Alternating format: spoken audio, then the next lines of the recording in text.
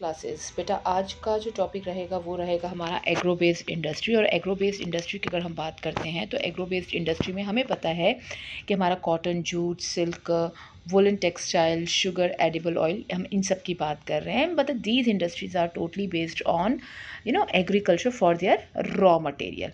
अच्छा, ये चीज़ तो हमें पता है। अब हम ज़रा आगे बढ़ देते हैं। ये डायग्राम बेटा अपने आप में बहुत ही ज़्यादा इंपॉर्टेंट है क्योंकि बोर्ड एग्ज़ाम में ये डायग्राम हमारा आया हुआ है। और उसमें से कोई भी ना एक चीज़, जैसे यान वाला जो था लास्ट टू लास्ट ईयर ये जो आया था हमारा, तो इसमें ये हमारा ये ब्लैंक छोड़ा था और आपको फिल करना था कि उसमें क्या मेंशन करोगे आप। तो इस डायग्राम को एक बार बेटा आप लोग देख लेना। आगे हम बात करेंगे टेक्सटाइल इंडस्ट्रीज़ की। और टेक्सटाइल इंडस्ट्री की अगर हम बात करते हैं तो टेक्सटाइल इंडस्ट्री में हम बात करेंगे उन इंडस्ट्रीज़ की जो कपड़े बनाती हैं। टेक्सटाइल इंडस्ट्री का मतलब ही वही होता है बेटा, कपड़े बनाने वाली जो इंडस्ट्रीज़ होती हैं उनको हम टेक्सटाइल इंडस्ट्रीज़ बोलते हैं।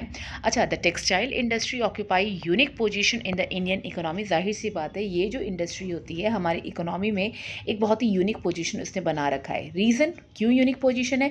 क्योंकि भाई ये एम्प्लॉयमेंट जनरेट करती है, यानी एम्प्लॉयमेंट प्रोवाइड करती है।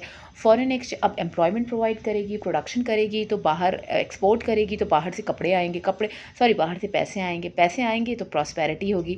तो कुल मिलाकर के this is the only industry जो हमारे यहाँ पे एक एम्प्लॉयमेंट जनरेशन बहुत तगड़ी मात्रा में कर रही है, प्लस फॉरेन एक्सचेंज ला रही है और अपने आप में सेल्फ रिलायंट है।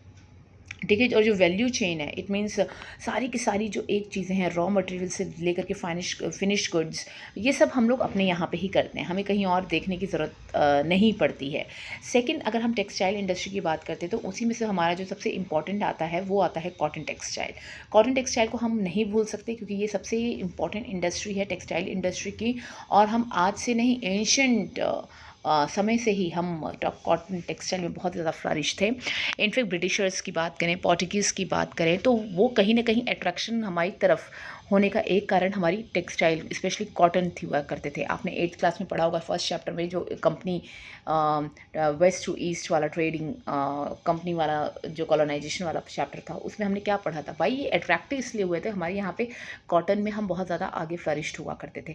मसलिन हो गया, कैलिको हो गया, कुछ फाइनेस्ट क्वालिटी के कॉटन हमारे यहाँ पे मिलते थे। स्टार्टिंग में तो हम कंप्लीट गुड यानी फिनिश गुड यानी कंप्लीट कपड़ा का मार्केटिंग किया करते थे, एक्सपोर्ट किया करते थे। लेकिन ब्रिटिशर्स के आने वक्त हम क्या करने लगे, सिर्फ और सिर्फ रॉ मटेरियल प्रोड्यूस करने लगे, क्योंकि रॉ मटेरियल इंग्लैंड जाता था, इंग्लैंड से तैयार माल इंडिया में आता था, सस्ते दामों में वो लोग बेचते थे, तो बल्क में हम लोग खरीदते थे। हमारे घरों के, हमारे देश का सामान छोड़ करके हम उनकी चीज़ों को खरीदते थे, उनको हम फ़ायदा पहुँचाते थे। तो यहाँ पे कॉटन टेक्सटाइल की बात करेंगे तो हम यहाँ पे कॉटन टेक्सटाइल, जैसा as I told you earlier कि भाई हैंड स्पिनिंग हम ज़्यादा हाथ से, तो हथकरघे उद्योग हमारे यहाँ पे जो है वो ज़्यादा फेमस है, उससे हम लोग वीव करते हैं। और 18th सेंचुरी के बाद से धीरे धीरे मशीनों से काम होने लगा और जो हमारी ट्रेडिशनल एंड इंडस्ट्री थी वो बहुत ज़्यादा सफ़र होने लगी और वो फिर बैठ गई। बैठने का मतलब है कि पिछड़ गई। ठीक है। और इसका क्रेडिट जाता है सिर्फ और सिर्फ कॉलोनियल पीरियड। अब कॉलोनियल पीरियड से हम अगर बात करें, हमने बहुत कोशिश की कि हम compete कर पाएँ, लेकिन हम नहीं compete कर पाए। कहाँ हम हाथ से महीने में कुछ लिमिटेड अमाउंट में वीविंग किया करते थे। और मिल प्रोडक्ट में क्या है, मिल में तो भैया एक ही जगह सब कुछ काम होता है, तो तुरंत पूरा सप्लाई वो लोग किया करते थे, तो हम हमेशा पीछे रहे हैं। इन चीज़ों को, डेटास को आप याद कर लिए। फर्स्ट मिल जो हमारी इस्टेब्लिश हुई थी मुंबई में 1854 में हुई थी। और वर्ल्ड वॉर के दौरान, चूँकि हमें पता है कि भाई यूरोपियन कंट्रीज़ में शामिल थी, एक्सिस और अलाइड पावर, हिस्ट्री का चैप्टर याद कर लो, नाजिज्म और जो हमारा बाकी चैप्टर्स थे, तो वहाँ पे वर्ल्ड वार हुए थे। और India at that time was colonised by the British people. तो भाई हम इंग्लैंड की तरफ से लड़ाई किया था, हमारे सोल्जर्स वगैरह गए थे। और हमारे यहाँ के बने हुए कपड़ों का यूके में बड़ा डिमांड था, यूरोपियन कंट्री में डिमांड था। तो इस ढंग से हम बोल सकते हैं कि उस वक्त हमारी कंट्री को जितनी भी इंडस्ट्रीज थी उनका डेवलपमेंट हुआ। ठीक है। अच्छा, अर्ली ईयर्स की बात करते हैं तो कॉटन टेक्सटाइल इंडस्ट्री जो थी वो बेसिकली कॉन्सेंट्रेटेड रही गुजरात और महाराष्ट्र में। इसके पीछे रीज़न क्या था? रीज़न सिर्फ ये था, ये रीज़न है, रॉ मटेरियल उनको ईजिली मिल जाता था। हमें पता है रॉ मटेरियल क्या था कॉटन टेक्सटाइल के लिए भाई, कॉटन। और कॉटन बेल्ट, ब्लैक सॉइल कहा महाराष्ट्र एंड गुजरात, जो कि वहाँ ईजिली मिल जाता था। वहाँ का क्लाइमेट, वहाँ का वेदर कंडीशन बोलें तो भाई उतना मॉइस्चर लेस होता था, तो मॉइस्ट जो क्लाइमेट था वो उनको मिलता था। और जो उनके जो फ्लावर्स होते थे, कॉटन बॉल्स होते थे, वो मॉइस्चर लेस हुआ करते थे, तो बड़े ईजिली वो प्लक कर लिया जाते थे। ठीक है। लेबर प्रचुर मात्रा में इनको मिलती थी, काफ़ी मात्रा में, चूँकि समुद्री इलाका था तो पोर्ट फैसिलिटीज़ भी मिल जाती थी। तो हम ये ईज़िली बोल सकते हैं क्योंकि इंडस्ट्रीज़ थे उनके लिंक होते थे एग्रीकल्चर से, जो कि एग्रीकल्चर इनको काफ़ी मात्रा में कॉटन बॉल्स प्रोवाइड किया करता था। और काफ़ी हद तक यहाँ पे उनको गिनिंग, स्पिनिंग, वीविंग, ये एक कुछ प्रकार हैं या तरीके हैं कॉटन बॉल से कॉटन यार्न का बनाने का। डाइंग, डिज़ाइन, पैकेजिंग, टेलरिंग, मतलब हर चीज़ एक ही जगह पे हो रही थी। इसलिए 2 areas specially Gujarat and Maharashtra बहुत ही ज़्यादा फेमस हैं कॉटन टेक्सटाइल इंडस्ट्री में। इन्हें मैनचेस्टर ऑफ इंडिया भी बोला जाता है। अच्छा, यहाँ पे बात करेंगे हम while spinning continue to be centralised in Maharashtra and Gujarat and Tamil Nadu का भी नाम आ रहा है। Weaving is highly decentralised to provide scope for the incorporating traditional skill and, मतलब कुल मिलाकर के हम ये बोल सकते हैं कि स्पिनिंग कंटिन्यू है। स्पिनिंग वाला जो प्रोसेस है, जो हम हाथों से जो हम स्पिन करते हैं, यान बनाने के जो तरीके होते हैं, महाराष्ट्र एंड गोवा, तमिलनाडु तक ही हम ये बोल सकते हैं कि सीमित नहीं है, बल्कि जो हमारे कुछ इलाके हैं जैसे तमिलनाडु वगैरह हो गए या बाकी और उनके आसपास के जो इलाके हो गए, वो काफ़ी हद तक शहरों से गांव तक की ओर ये चीज़ें जा रही थी। लोग गांव में भी इन सब चीज़ों पे बहुत ज़ोर डालते हैं। जैसे कि सिल्क की बात करें, सिल्क तो शहरों में सिल्क वॉर्म को इकट्ठा करने एक लंबा प्रोसेस होता है, देन सिल्क यार्न बनता है, सिल्क यार्न से फैक्ट्रीज में सिल्क साड़ी बनती है। तो यहाँ पे लोग घरों में ये काम किया करते थे। ठीक है, यहाँ पे ट्रेडिशनल स्किल्स यूज़ किया करता था। जब कॉटन का वीविंग होता था, सिल्क का भी वीविंग किया जाता था, जरी एम्ब्रॉयडरी वाला काम हुआ करता था। तो इंडिया अपने आप में वर्ल्ड क्लास का स्पिनिंग प्रोडक्शन हुआ करता था, लेकिन इसकी जो क्वालिटी थी वो एक लो क्वालिटी फैब्रिक प्रोवाइड किया करता था। जिसे बोलते हैं ना कि क्योंकि हमारी कंट्री में जो हाईएस्ट क्वालिटी का यार्न प्रोडक्शन होता था ना, वो बाहर की कंट्री में भेज दिया जाता था। अपने पास हम लोग मतलब कि उतनी अच्छी क्वालिटी का यार्न नहीं रखते थे, और इससे क्या होता था, जो क्वालिटी आती थी वो अच्छी नहीं आती थी। अब वीविंग किससे होता है? वीविंग हाथ से हो जाता है, पावर लूम से भी हो जाता है, मिल से भी हो जाता है। अच्छा, पहले समझने वाली बात ये है आपके लिए कि भाई ये हैंडलूम, पावर लूम और ये मिल क्या है। तो इसका जो कॉन्सेप्ट है बेसिकली आपको बेटा समझना पड़ेगा। बेसिकली अगर हम हैंडलूम की बात करें तो हैंडलूम बेसिकली वो चीज़ है जहाँ पे हम हाथों से काम करते हैं। ठीक है, पावर लूम की बात करें और पावर लूम की बात करें तो वहाँ पे हम थोड़ा टेक्निकल चीज़ों को यूज़ करते हैं, बाकी काम वही होता है। मशीन्स वगैरह की हम बात करेंगे तो पावर लूम वो होता है। मिल की बात करें तो मिल में बेसिकली एक बहुत ही ज़्यादा जो मिल होता है, मिल में हर चीज़ एक ही जगह होता है। ठीक है, याद रखना, मिल में हर जगह एक ही चीज़ होती है हमारी, मतलब कि वहाँ वीविंग हो रही है, गिनिंग हो रही है, निटिंग हो रही है, फिनिशिंग हो रही है, मतलब एक छत के नीचे ढेर सारी चीज़ों को होना हम मिल सेक्टर बोलते हैं। ठीक है, और हैंडलूम हाथ से, पावर लूम एक टेक्निकल चीज़, कोई एक चीज़ हमारी पावर लूम में हो रही है।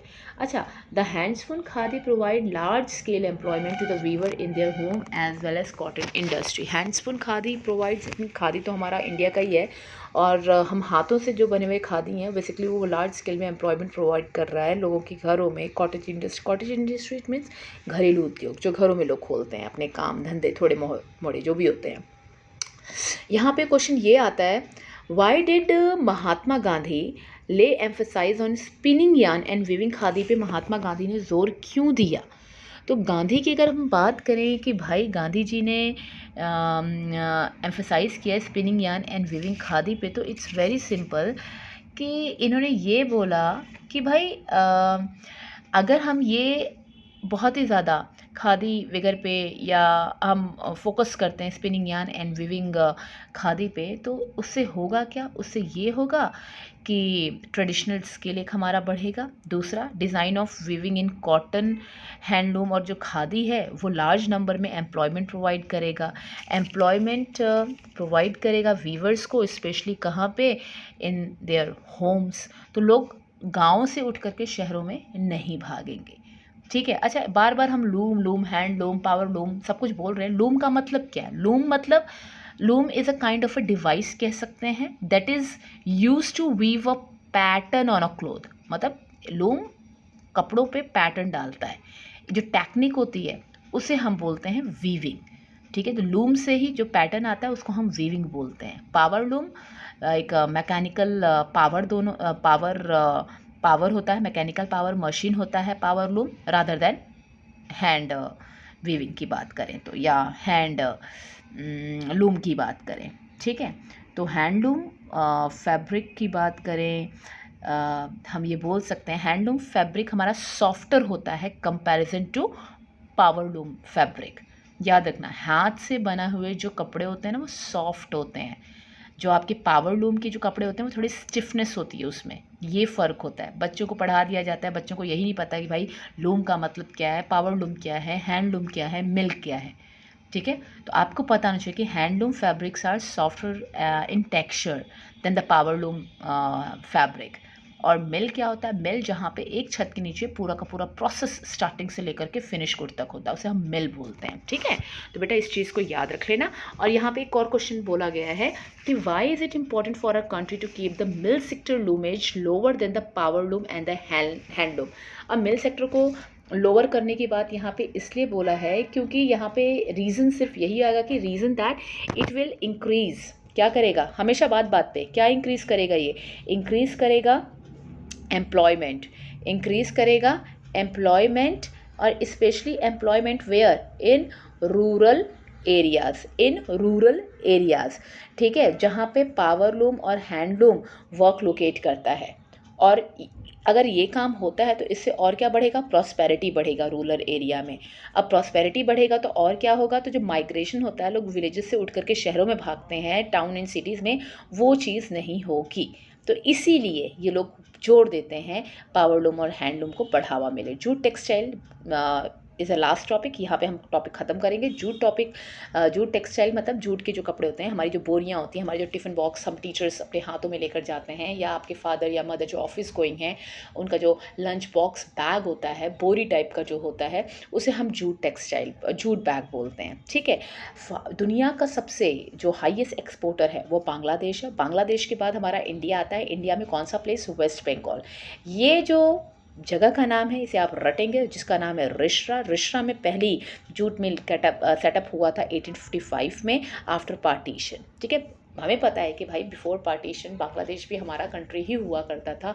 1905 में उसका पार्टीशन कर दिया था लॉर्ड कर्जन ने, लेकिन पहले वो बंगाल का ही पार्ट था। बाद में चूँकि वो ईस्ट साइड था तो वो बांग्लादेश बन गया, हमारा वेस्ट तरफ था तो हम वेस्ट बंगाल के नाम से आज अपने बंगाल को जानते हैं, ठीक है। अब ये देख लो, मैप इंपॉर्टेंट है, मैप की अलग से एक वीडियो बनाऊंगी तब हम बात की बात करेंगे। फिलहाल तो यहाँ पे देख लेते हैं फैक्टर्स, ऐसे फैक्टर जो जूट इंडस्ट्री को रिस्पॉन्सिबल यानी जूट इंडस्ट्री को बहुत ज़्यादा फ्लरिश करते हैं। तो सबसे इंपॉर्टेंट है हमारा हुगली बेसिन।